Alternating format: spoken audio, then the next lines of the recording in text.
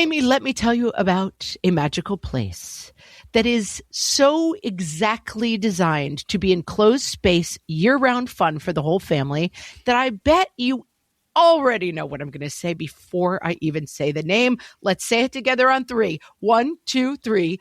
Great Wolf Lodge. You got it, Amy. My kids loved Great Wolf Lodge when we went. You probably already know that it has a huge indoor water park with a wave pool, lazy river, a bunch of massive water slides. But then your pack can hit the other attractions because wait, there's more. Great Wolf Lodge has adventure-packed attractions like Magi Quest, a live-action game kids can play throughout the lodge, plus the Northern Lights Arcade. Spent some quality time there, so your kid who loves the lazy river and your kid who loves fantasy games will both have a great time. Great Wolf Lodge also offers great dining options and complimentary daily events like nightly dance parties, all under one roof. Unpack the car once and you're settled in to have fun. And with 22 lodges across the country, you're always a short drive away from adventure.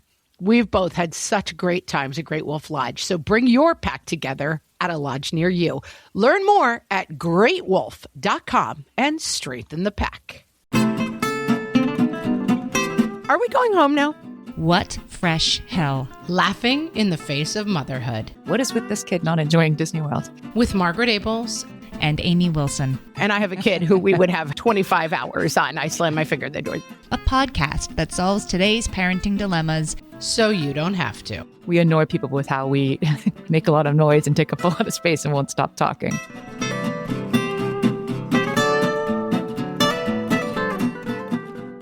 Hey, everybody. Welcome to What Fresh Hell, Laughing in the Face of Motherhood. This is Amy. And this is Margaret. And today we are talking about why are some kids shy? I love this topic. What's shy? I feel like more than one of my kids in my day and age would be like, a kid's shy. Maybe it's something else entirely. Does it matter? Is it something you're supposed to think about? I'm looking forward to learning more. Yeah. I mean, I was definitely thinking we could have just called this episode, Why Are Some Kids? Because we're really talking about where do our kids come from? Right. How do they come out like this? This extroverted mom have a very introverted kid, or, theatrical mom has a shy kid. How do these things happen? And the strongest answer is we have no idea. So we're not going to get that answer. We like to solve things. We're not going to be solving why do kids turn out the way they are? But let's focus for a moment on shyness. What do we mean, Amy, by shyness?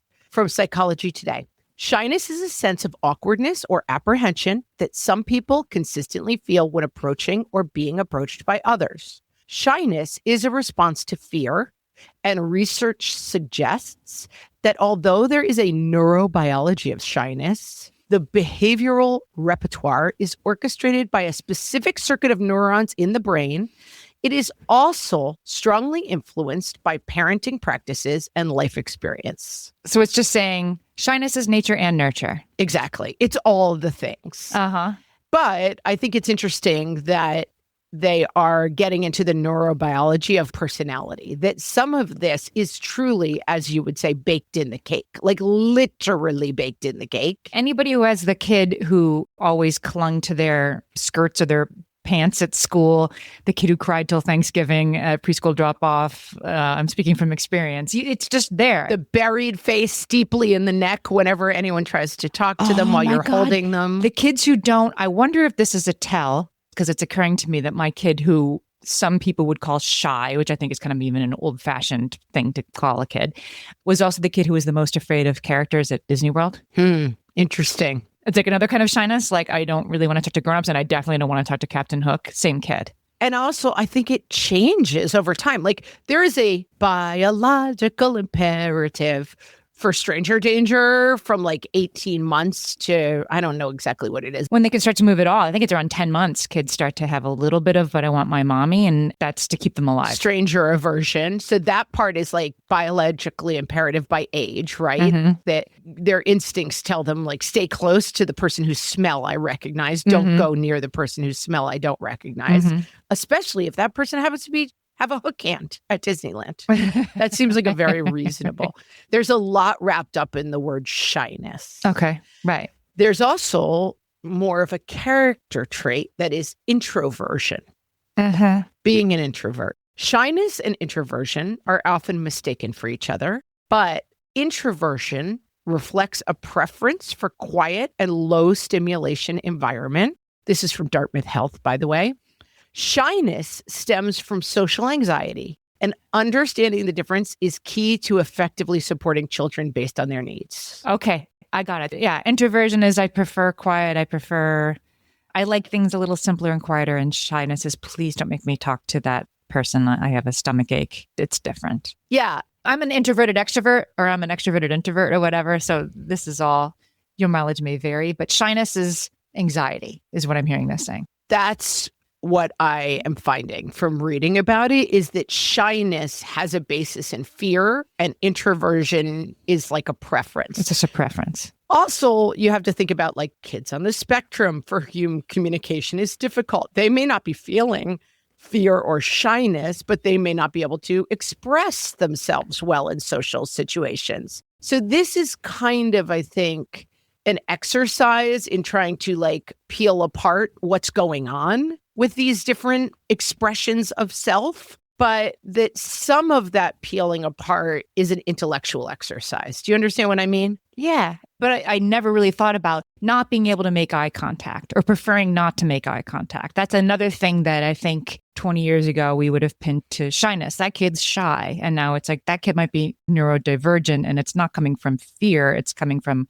I actually can't communicate if you force me to make eye contact. That's something else. Like with a lot of labels that we talk about on the podcast, the purpose of the label is dangerous, right? That kid's a picky eater. Don't even give him pickles. He'll never eat them. He takes them off every time. Don't give them to him. He's a picky eater. That kid is shy. Oh, they don't like to be around people. Oh, don't even talk to them. They're shy. Labels can be very helpful and very dangerous, often in equal amounts. Yes, I used to sort of get irked when somebody would call my, what I think might have been a socially anxious kid, shy in front of them. Because again, it's a label and it's a pejorative one. Nobody's like, I really hope I get a shy kid. Like it's not seen as being awesome. And I think it has been seen as something that needed to be sort of toughened out of them. And I think that's dated and not fair, but I think it's true. Yes, that's right. Because shyness is weakness in people's mind, right? That being socially connected is good and being socially awkward is bad and something to be fixed. And this is where I really want our starting point to be. I just did one of my favorite fresh takes ever with Meredith Elkins talking about anxiety. And she used this incredible metaphor that you're in a pool and the anxiety is a beach ball and it keeps bumping you and it's bothering you. You're trying to enjoy the pool, but the beach ball keeps bothering you. So what you try to do is shove the beach ball under the water to get it out of your way. But that it takes so much effort to shove it down and that eventually it's going to pop back up. And so really your aim is to coexist with the beach ball of anxiety, not shove it under the water and put all this effort to being like, I'm pushing this away from me, when it's so much easier to just be like, there's a beach ball here. It bumps me sometimes, but that's okay. Right. And then on the other hand, it is easier to be comfortable in social situations than to be somebody who's not comfortable in social situations. It's easier to be somebody who can move through the world without anxiety about each interaction as it comes up. And so you want to help your kid feel more safe in the world, but not feel bad about themselves that they don't yet feel safe in the world. This is the trick, that like anxiety, shyness is not something to be fixed. It is something to be managed. Okay. Which I think is a very important distinction, right? Like I am an anxious person who has OCD. I will always be an anxious person who has OCD. So me trying to be like, I gotta stop feeling anxious ever. That's me pushing the beach ball down. But me saying like, okay, when my OCD symptoms get really bad and I'm like picking at my fingers, for example, and hurting myself, that's time for me to find another outlet for my anxiety, like carrying a pencil with me or whatever it is. I need to manage this experience, not rid myself of it. And I think shyness exists very much on the same plane. Yeah. Okay. Another term for shyness, behavioral inhibition. All right. I'm going to read this to you. This is the APA Dictionary of Psychology. Says behavioral inhibition is a personality trait, especially in children, marked by a fearful, shy, and withdrawn response to unfamiliar people, places, or things. See, like every 2-year-old, right? Yes. Often involving vigilance and distress. That's the part that's maybe less typical. And it's linked to a higher risk for developing social anxiety disorder later in life. Behavioral inhibition is a temperamental tendency to be cautious and avoid novelty stemming from a heightened sensitivity to potential threats. So as you were saying before, a completely evolutionary advantage to have a 2-year-old be a little wary of wandering too far away from the person who takes care of them, that maybe it's the vigilance and distress that maybe leads to social anxiety. Yeah, and this is to the part where it's baked in the cake, and we'll go through some characteristics. But I have many nephews, but my 2 nephews who are brothers, when they were little, we called them, and this is a bit of an oldie Lux alert, Back in my day, Niles Crane, who was Frasier's brother on the sitcom Frasier. He was like very nervous and, like very shy, but in a kind of like socially nervous way. And then Bam Bam, which was the Flintstones kid with the bat who just ran everywhere. It was like, I beat everything. And they were just so funny together because they were just the most opposite little personalities. And so, yeah, we saw that in these kids when they were 4 and 5, let's say. So both of them probably had turning away from strangers when they were 18 months to 3.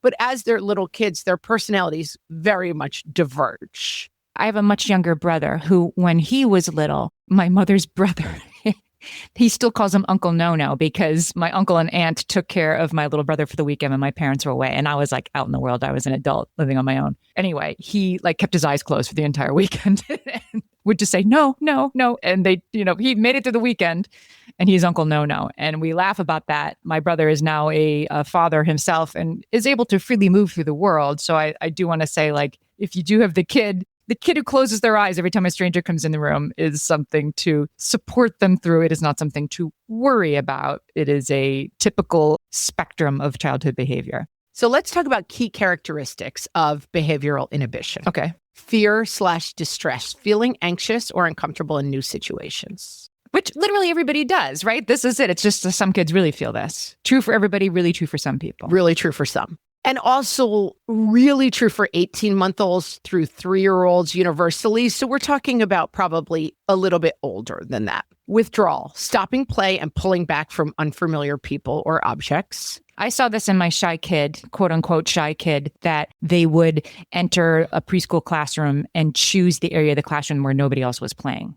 Didn't matter what it was as long as it was empty. Mm-hmm. Vigilance, being highly observant of surroundings for potential threats. Sensitivity to novelty, strong reaction to new stimuli. Something new happens that they're not used to. Some of this is biological, right? As we've said, some kids have more sensitive nervous systems. Yes. And they react more strongly than other kids to new people or new environments, right? Right. I had a kid recently that I took to the zoo, and after every animal, I'm like, look at the giraffe. Oh, that's great. Are we going home now? They just were not feeling the zoo. Right. They were like, yeah, I'm going to play along, nod at the giraffe. Is it time to go? I'm like, no, next up zebras. Then they'd see the zebras. Whoa, zebras. Are we going yet? This is the same, right? My kid who seemed strangely unaffected by Disney World, like underreacted to everything and was terrified of the characters. Like, This was a new people and environment overwhelmed situation. And I was like, what is with this kid not enjoying Disney World? It's a no thanks. Let's take a break and we're going to talk, Amy, about whether or not shyness is a nature or a nurture. Hellions, it's time for some spring cleaning, and I don't just mean the coat closets. Doing your financial spring cleaning can actually be super easy when you let Monarch do your financial spring cleaning for you. One dashboard that gets your entire financial life organized. No more clutter, no more mess, no more logins scattered everywhere, just accounts, investments, property, and more, all in one place. Get your first year of Monarch for half off, just $50 with promo code FRESH. Monarch allows you to look not only at what you've already spent, but also to plan for the future. With Monarch, you can set savings goals, plan for big purchases, and notice spending trends before they become a problem. I can generate cash flow reports that show me what we spent this quarter, this month, what we're probably going to spend next month, and feel prepared, organized, and knowing how to plan for the future. No more surprises and a lot more clarity. Try Monarch. Use code FRESH at monarch.com to get your first year half off at just $50. That's 50% off your first year at monarch.com with code FRESH. You know that thing where you get an amazing pair of shoes at a really great price and want to tell everyone about it? Yeah, so do we. Here at Designer Shoe Warehouse, we'll give you something to brag about, like the latest styles from brands you love, or the trends everyone's obsessing over, or shoes that make you feel like, well, you. So go ahead, show off a little. Find shoes that get you at prices that get your budget. Head to your DSW store or DSW.com today. DSW, let us surprise you. All my kids learned to swim when they were little. It was super important to me that they be confident and safe in the water. There was only one problem with that: taking them to swim lessons. I mean, the pools were freezing. There were always cranky adults doing laps right there. And it was definitely not, for any of us, what you would call fun. Amy, heard. But now there's Goldfish Swim School. Goldfish takes a really thoughtful approach to swim lessons, combining research-based teaching with a warm, kid-friendly environment that actually helps kids thrive in the water. Every detail at Goldfish is thoughtfully designed to create a golden experience, from shiver-free, warm indoor pools to comfy waiting areas for parents to professionally trained lifeguards on deck. Goldfish uses an approach called the science of swim play, which combines guided play with proven teaching techniques to help kids learn to swim, build water safety skills, and gain confidence, all at their own pace. Lessons are designed to meet kids exactly where they're at. If you've been thinking about swim lessons or just wondering where to start, this is a great opportunity. Right now, Goldfish Swim School is offering a waived membership plus your child's first lesson free at participating locations. Just visit goldfishswimschool.com/free to find a location near you and enroll using promo code FREE. That's goldfishswimschool.com/free, promo code FREE. Okay, so we're still talking about the APA, American Pediatrics Association Dictionary of Behavioral Inhibition. Okay. Temperamental basis. It's considered an early emerging temperament, sometimes seen from infancy as a strong negative reaction to novel stimuli. Oh, that's interesting. So a baby that might cry at a loud noise might be more likely. It's interesting. That doesn't track with my own kids, but I could see that that would be true. And I think this is where, we're going to spend the meat of talking about this. It is a risk factor for anxiety. While not all behaviorally inhibited children develop anxiety, stable behavioral inhibition significantly increases the risk for social anxiety and other anxiety disorders. Consistent and persistent, like your kid is 7 years old and still doesn't really want to meet anybody new. Yeah. I'm always wary about putting these things in front of parents in terms of well, if you see this, they're doomed. It's not that. Right. It's saying all kids have something. And if you're seeing this, your kid may be on the more anxious end of the spectrum. We can deal with that when we get there. It's going to be okay. But something to just note. Variability. The expression of behavioral inhibition can change over time, as you said, right? Like my kid was this, now they're that. Right. Some children grow out of it. Others persist and will develop clinical anxiety. Okay. And then here's the reasons why that it might persist. Yes. Stressful or overwhelming environments. Right. Like a kid who is being raised in a war zone is going to be more fearful than someone raised in an environment with no meaningful traumas. Parenting styles. I'm wary of this one, but it's saying an overprotective parent versus a gently encouraging parent might mean that the expression of behavioral inhibition can persist.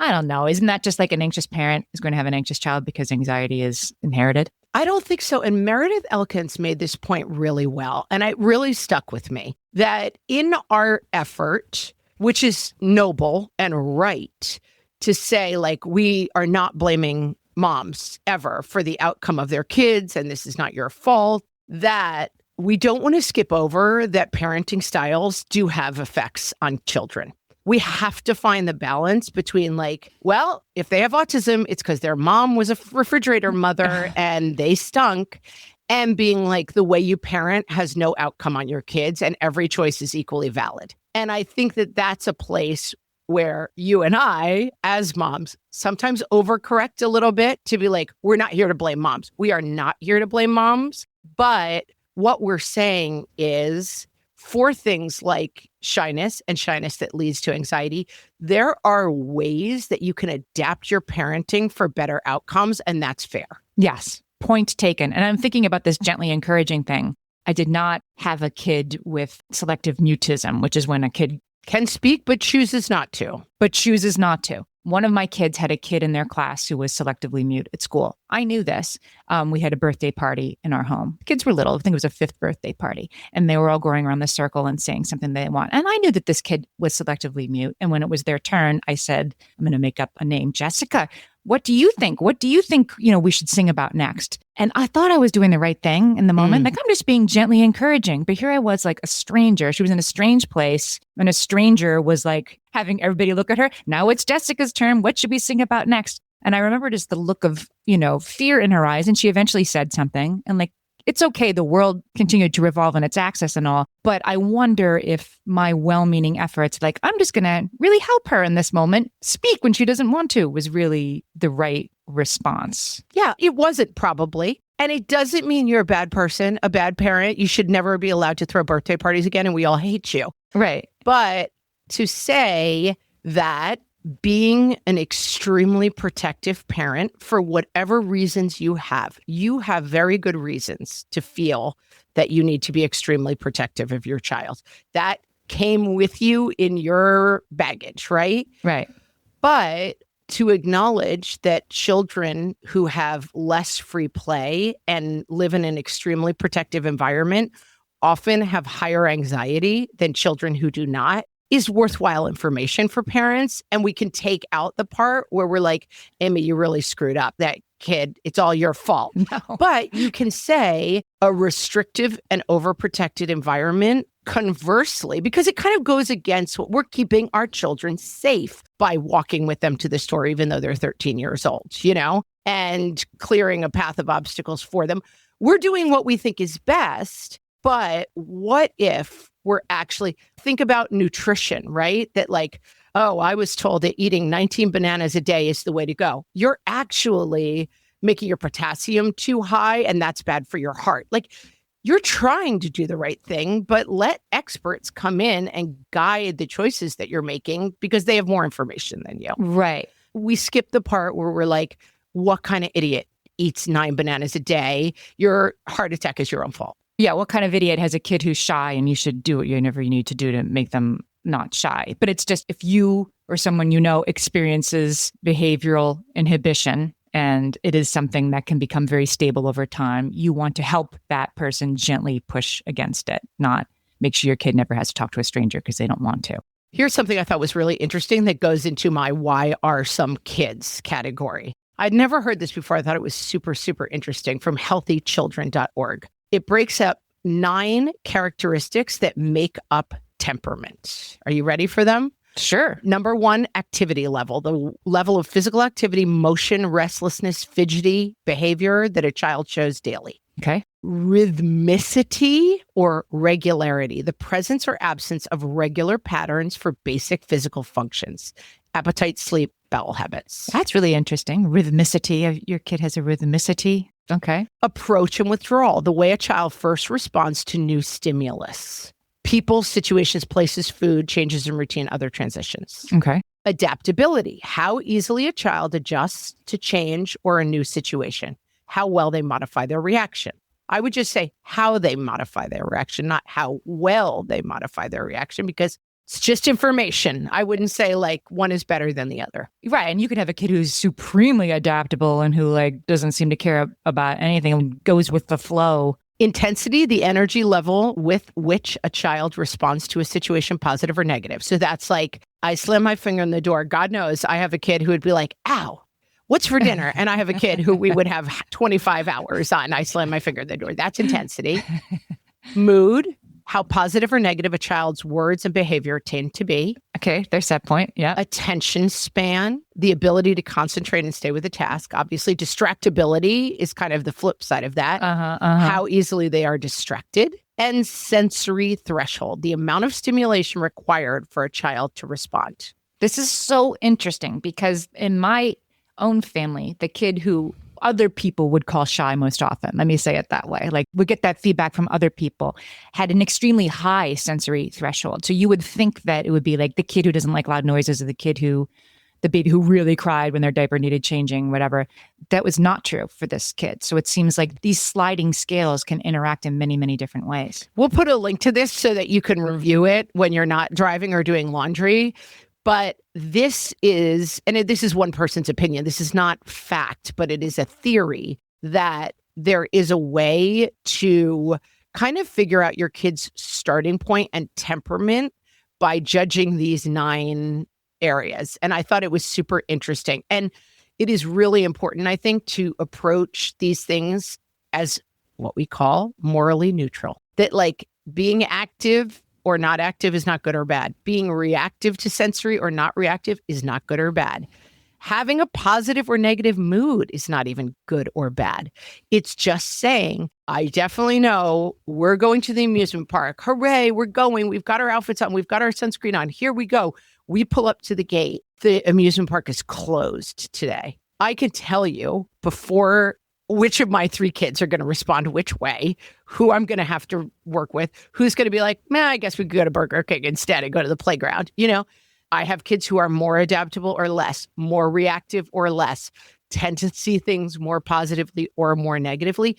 It's just information for me to have. And it helps to take out the thing of like, well, you were ruined the day by reacting badly to the fact that the amusement park was closed. Like, of course they did. That's their temperament. And it also helps when you have a kid who is really hair trigger, or a kid who is has great behavioral inhibition, that they do kind of come out this way. And you can support them where they need support, right? Every kid needs support somewhere, and you can support them when they need support. But you don't have to feel bad about yourself that you got a kid who cries easily. Parent the child you have. Yeah.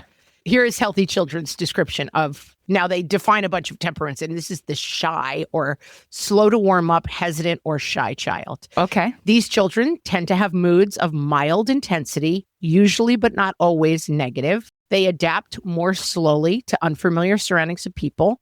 They are often hesitant and shy when making new friends, tend to withdraw when first meeting new people and circumstances. They typically become more accepting of new people and situations once they become more familiar. This is very familiar, and I love slow to warm up. It's a slightly more neutral way of putting it. Yeah, I think it's super interesting as you look at these temperaments. They're like dials, right? And we're always talking about like working the dials, and like you're trying to, maybe move the dials a little bit. You're not like shy is bad, you need to be outgoing. You're just saying, okay, if you know that shyness tends to have moods of mild intensity that are more than often negative, that's something we're working on as a mindset. I mean, I look at this and I think it would be an interesting exercise, and my kids maybe are formed already and not as useful, but to like really go through this list and do it for each child and be like, that's right, they're very reactive, but they don't have strong reaction to stimuli. Like, it's really just figuring out who your kid is so that you can figure out how to help them. And like, when you talk about overprotective parenting being the problem, it's not that we're putting it on moms that they're the problem. It's that we're saying like, okay, Bam Bam is running up to the high dive and just launching themselves off and not even looking at who's in the water beforehand. I need to rein him in a little bit. Yeah, you're not going to let that kid do that. That's right. But Niles Crane might need a little bit of a push to go off the low diving board, because the more they do things, the more self-esteem they'll have. And so it's not about saying your parenting stinks. It's about saying, do you know what the dials are? And do you know how to adjust them? Saying this, by the way, for myself and you and everyone. They do interplay. Yeah. They interplay because the slow to warm up child, it's like, oh, they're shy. And then they also have these moods of mild intensity, usually, but not always, when they experience unfamiliar surroundings or people. Like, those aren't separate. Those are like one. They're all wrapped up together. It's wrapped up, and it helps you be, I think, a little more, when a kid is having a hard time, they're having a hard time. And they might throw a tantrum to tell you they really don't want to go into this birthday party where they don't know anybody. They might turn up the dials, their own noise, to show you how much distress they're in. I think just getting it, just witnessing that something else is happening. We are going to take a break, and then I want to come back with this thing that I know is going to blow your mind. Don't look for it in the notes, Amy. Okay, I'm going to just lay it on you. We'll be right back. Amy, when I'm having a good hair day, it usually makes my whole day better. And that's why on every day, I'm taking Nutrafol. Nutrafol is the #1 dermatologist-recommended hair growth supplement brand, and it's the #1 hair growth supplement brand personally used by dermatologists. Nutrafol's hair growth supplements are peer-reviewed, NSF certified for sport, and clinically tested. Nutrafol offers multiple formulas for men and women tailored to different life stages and lifestyle factors, so you get support that's actually right for you. Adding Nutrafol to your daily routine is easy. Order online, no prescription needed, with automated deliveries and free shipping to keep you on track. Let your hair be one less thing to worry about. See visibly thicker, stronger, faster-growing hair in 3 to 6 months with Nutrafol. For a limited time, Nutrafol is offering our listeners $10 off your first month subscription and free shipping when you visit Nutrafol.com and enter promo code LAUGHING. That's Nutrafol.com, spelled Nutrafol.com, promo code LAUGHING. My favorite skincare products actually feel more like self-care, like they're so nice to put on and they smell so good that I'm actually happy when I get to that part of my day. And I swear that is how I feel about Osea's anti-aging body balm. Amy, you are usually the lotions and potions queen on this podcast, but I have to say, hard agree. Osea's anti-aging body balm is a liquid silk body balm that combines the lasting hydration of a lotion with the firming power of a serum, leaving skin smoother and firmer. This body balm is clinically tested and designed to deliver visible results you can see and feel. So we've gotten to use this product for a couple of months now, and I swear I have really noticed firmer and smoother skin, like on the back of my hands. It's like getting a mini spa treatment from head to toe. Get a spring-worthy glow with clean, clinically tested skincare from Osea. And right now, we have a special discount just for our listeners. Get 10% off your first order site-wide with code FRESH at OseaMalibu.com. That's 10% off your first order with code FRESH at OSEAMalibu.com. And now, extroverts versus introverts. From the What Fresh Hell podcast, extroverts. Go hard and then go home. Introverts. Go home, stay home, repeat. Extroverts. Answer the phone even when it's an unknown caller. Introverts.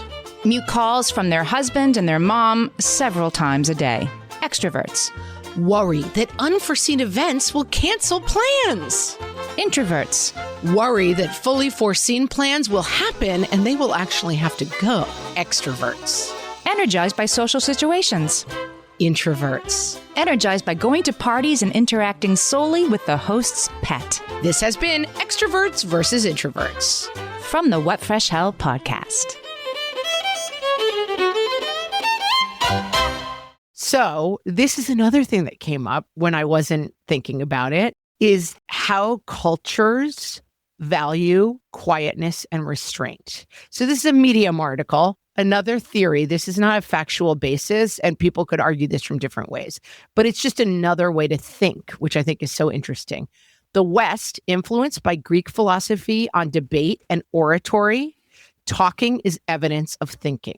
In a lot of Asian cultures, influenced by Buddhism, talking is downplayed. Enlightenment is achieved through introspection and reflection. Got it. Isn't that interesting that we value somebody who's talking and explaining? And like, it's funny because I teach communication and I often ask people to think of celebrities and how they communicate. And one of the metrics that we use, which is sort of random, is called 8-5-3. 8 being like your most outgoing, confident self, 5 being true neutral, and 3, it's not like your shyest. It's nothing negative. It's just your quietest, most introspective. And so 8 might be like Steve Harvey, right? Or Kevin Hart, like a comedian, right? They're big, they're expressive. Marcelo Hernandez from Saturday Night Live. That's right, right? And then 5, I often use like Obama as an example. He's a true neutral to me. He's centered, like he's a very good orator and a very good speaker, but it doesn't have like showmanship along with it. And 3, I often use religious figures like a Jesus or a Buddha who just is, they're more silent, they're more quiet leaders. And that the most important part of teaching these communication styles, which is just, again, like this is information about how you communicate, is that 3, 8, and 5 have no good or bad attached to them. They're just different ways of communicating. You're not better if you're Kevin Hart and worse if you're Buddha. They're just different, very strong ways of communicating. And within this idea that Western society values talking more than maybe some other parts in the world, and then America is its own thing. I mean, ask anybody from another Western country, say in Europe, to imitate how Americans talk. It is loud, it is fast, it is incessant. We annoy people with how we make a lot of noise and take up a lot of space and won't stop talking. We had a dinner once a long time ago in Prague in the Czech Republic, and it was probably 12 of us, family, cousins. We had gone over to run the marathon. It was a huge group. We just had a classic family dinner, like, oh my God, talking. And somebody on the way out dropped a note on our table. And it was like, you rude American monsters. Other people are trying to enjoy their dinner. To us, like, it was just the most typical dinner, like just the way you behave at a restaurant, laughing and talking and cheers and oh my gosh. And I mean, we were I was very embarrassed, but I was like, wow, this really is just a cultural difference, I think. It's like it's not like we were like breaking plates. We were just having, to us, a fairly normal conversation. Right. We value, assuming that most people listening are American, we do value being loud, being forthcoming. And so then we devalue an introverted presentation even more maybe than other cultures. Correct. I believe that's absolutely true. So I like the moral neutrality of it, but we should address, when does shyness become a problem? Because it can.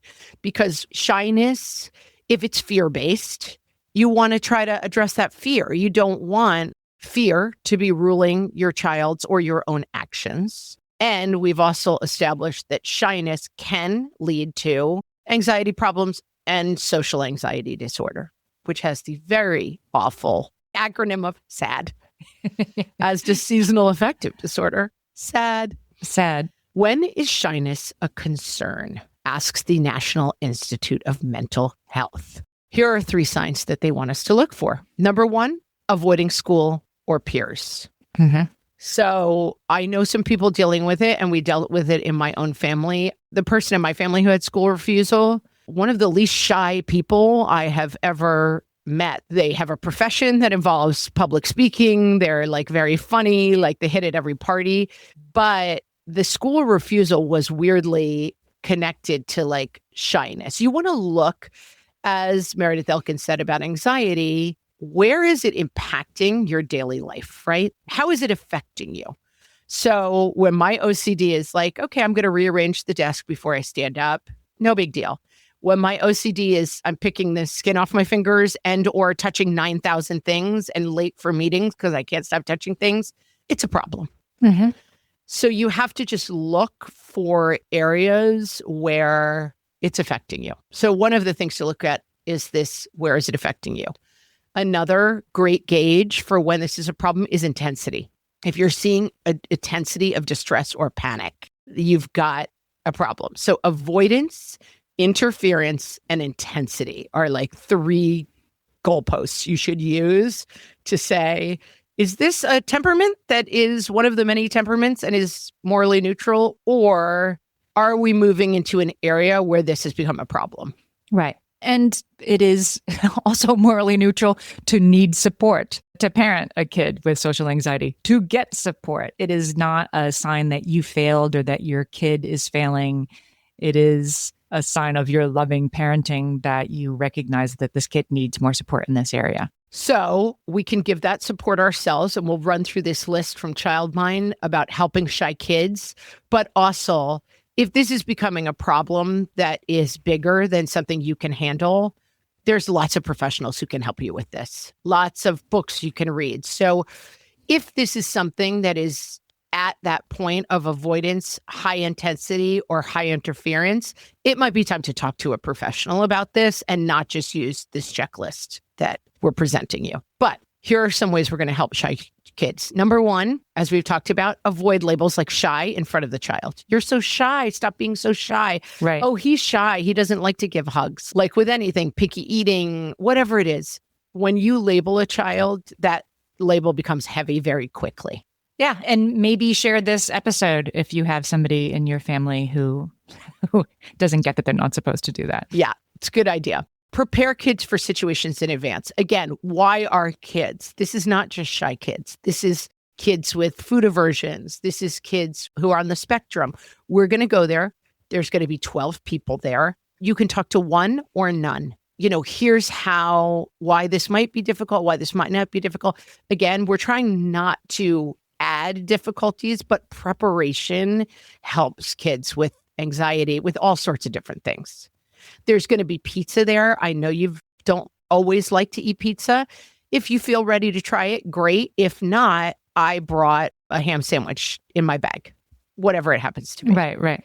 You got to find your own balance and not solving problems that don't exist, but helping to prepare. This next one goes back to what I was saying before. Respect this kid's pace and don't force participation. I'm thinking about this kid who was selectively mute. And just as I was about to be like, okay, this isn't, in the millisecond, I'm like, this was a mistake and I shouldn't make this kid talk. She did. She did talk. She did say something and then we went on.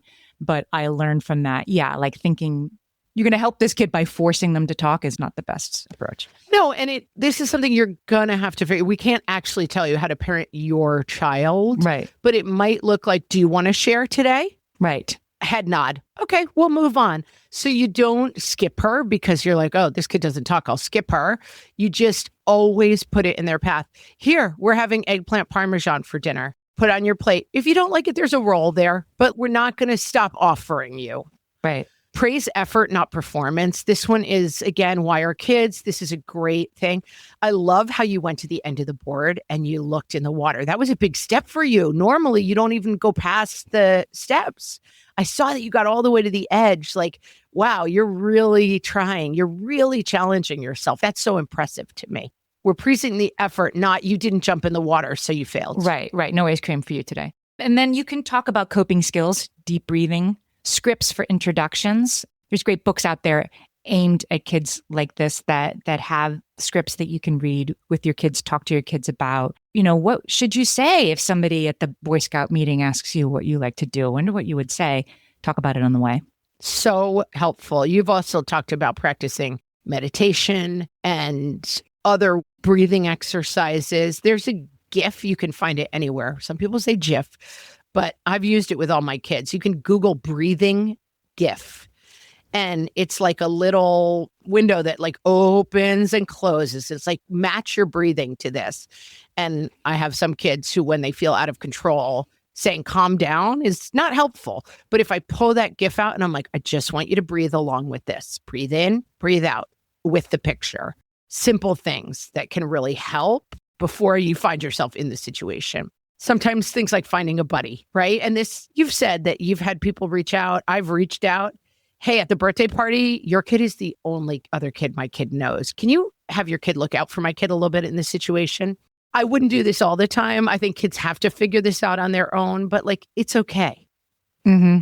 You can also, for yourself, find a tribe. Hey, we're all struggling with this. What is working for your kid? What's working for my kid? And then I think also adjusting expectations, right? All right, I got a Bam Bam who just will fling himself off of the high dive or the lake swing. But I have found, looking back at my parenting, that the times where I was the most misguided was when I was like, the lake swing is fun. Therefore, my kid cannot have fun at the lake unless they go off the lake swing. That is a me problem. My kid might be having fun at the lake by making a pile of rocks away from the water. And I'm so busy, like the story of the lake is we go off the lake swing. And if my kid doesn't do that, then they're not having fun. That's my bad parenting. That's interesting. Yeah. In my case, I think it's like, if I get all these things set up, if I make sure that the mom knows that her kid is going to wave to my kid and it still doesn't go well, right? What am I even saying? Even saying doesn't go well. Doesn't go well as in like your kid is still shy that day. It doesn't mean that anything wrong happened. I'm going to lay these takeaways on you before we go. Number one, quietness can be strength. So you may need to reform your own ideas about quietness. We talked about this with the Prague table. We talked about this with the loud Americans. You can think like this shyness is introspective, like Buddhism, and that many cultures think that looking within is more valuable than speaking out loud. What is the famous quote that people use at their wedding, like love is not a clanging gong. It's like a quiet reflection, Reframe your thinking about it. Many shy kids grow into thoughtful, empathetic adults. That's my Uncle No-No story. Uncle No-No. He's a wonderful, empathetic adult. Yes. And the final thing I want to say is that shyness, like any other personality trait, although people would argue whether or not it's a personality trait, is a variation. It is like anxiety. It needs to be managed, not cured. Yep. This was very, very helpful to me. And I'm going to be, rethinking this and looking into this some more because I think there's work to be done here for me. Yeah, I thought it was super interesting. And we're going to list those 9 characteristics that make up temperament because I'm going to go through it and do it with my own kids and be like, okay, what am I dealing with here? And my kids one of them is heading to college. Like the cake is baked at this point, but I'm still interested in doing this. The ways that you help your kids as they grow can still be informed by your understanding of their internal temperaments, for sure. Absolutely. If you know someone who has a shy kid and you found this episode useful, or just someone who has a kid and you found that the why are some kids aspect of this episode was helpful, please share it. You could do that right from your screen. Anywhere you're listening, there's a little share button. Yeah. And you can also find us on Instagram. Instagram at WhatFreshHellcast. We're getting close to 10,000 followers now, which I want to do. And we share all our episodes on there. We share shorts from our episodes on there. That is another great way to share our content with people if you like it. You can take one of our reels and you can share it to your story, and then more people will see it and maybe find our show. So help us out. That would be great. We love it for us. We love it for you. And thanks so much for listening. Thanks, everybody.